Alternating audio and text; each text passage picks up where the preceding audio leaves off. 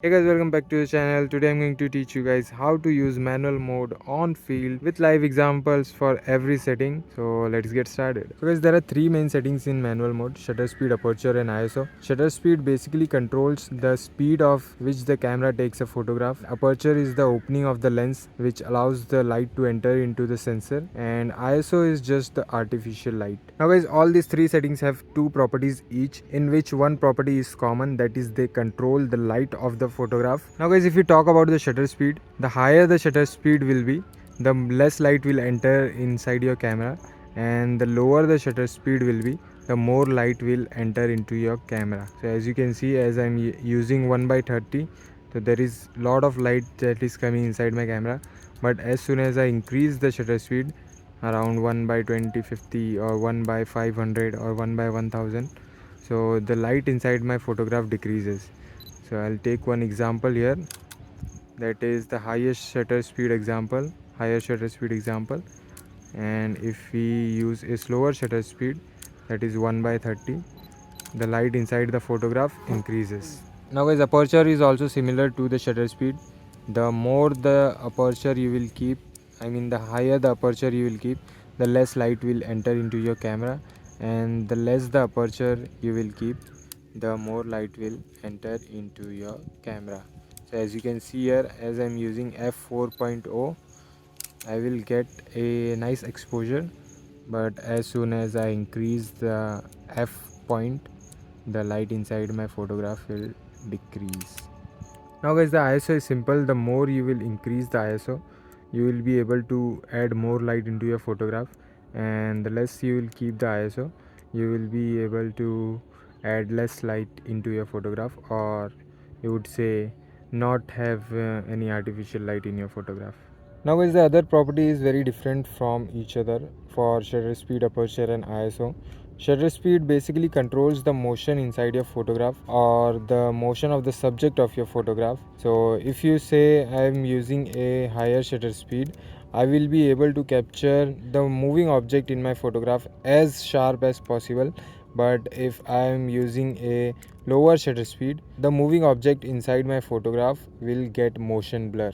Now there is one thing about shutter speed that you have to keep in mind while shooting handheld, that the shutter speed of your camera should be double of the focal length you are using to get a properly sharp image, or to not get motion blur inside your photograph. Double or more than that.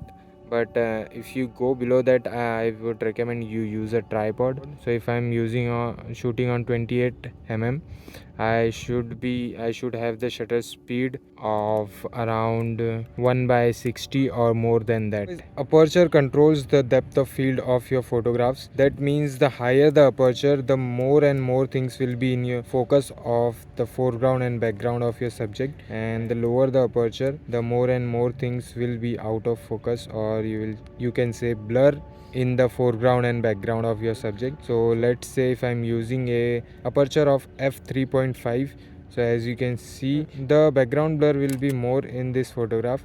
But if I use a aperture of f16, as you can see here, the background blur will be lot lesser than the background blur that we got in the f3.5 aperture. Higher aperture is mainly used for landscape photos, because at that time you want that more and more things should be in focus.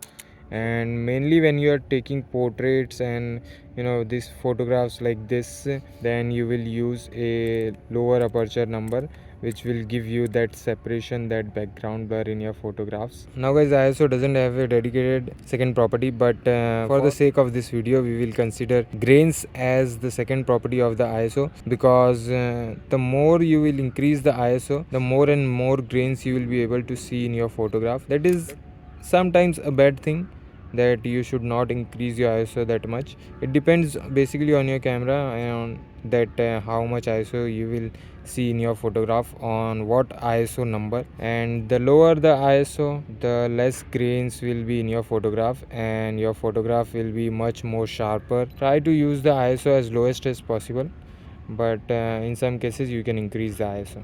Now guys, manual mode can be little tricky sometimes, so if you haven't understood anything, you can go back and watch the video again to understand what different kind of properties do to every setting. So please watch it if you didn't understand, because there are a lot more complicated stuff that will come ahead of the video. Now guys, while using manual mode, you will have to use all these three settings together: shutter speed, aperture and ISO, to get a properly exposed and sharp image. For capturing moving objects, you will have to use a higher shutter speed, and for creating motion blur in your subject, you will have to use a slower shutter speed. For capturing landscapes, you will have to use a higher aperture number. For capturing portraits, you will have to use a lower aperture number. Let's say you are taking a photograph here. Let's say this is a very good frame. So here is the method that I think that every beginner should follow at the first. So what you have to do is keep your ISO at 100 first, then adjust your main setting. So what is this? This is a landscape shot. So our main purpose will be to capture as much as details as we can in this photograph. So that means we will need a higher aperture number like f11 or f16. So I'll adjust that first, and after that I will see that what are the exposure changes that are coming in my photograph.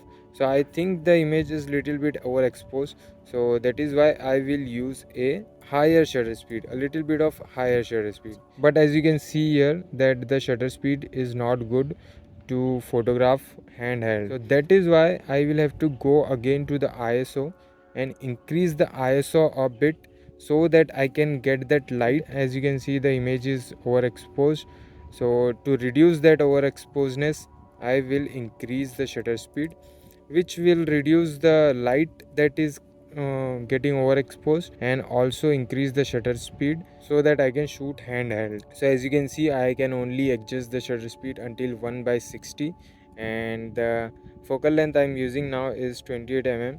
So I think that is enough, but if we can increase one more point on the ISO, we will be able to get a good shutter speed to counter the motion blur that we are going to create while shooting handheld.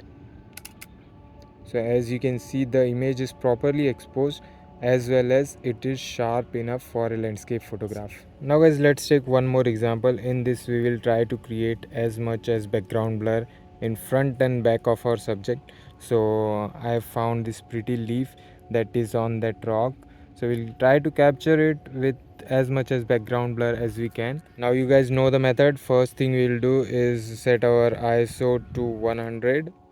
Okay, we will now change our main setting, that is aperture, and we will reduce it to f3.5, which is the lowest for us. Now as you can see, there is not enough light in the photograph, so we will have to decrease the shutter speed to get that light.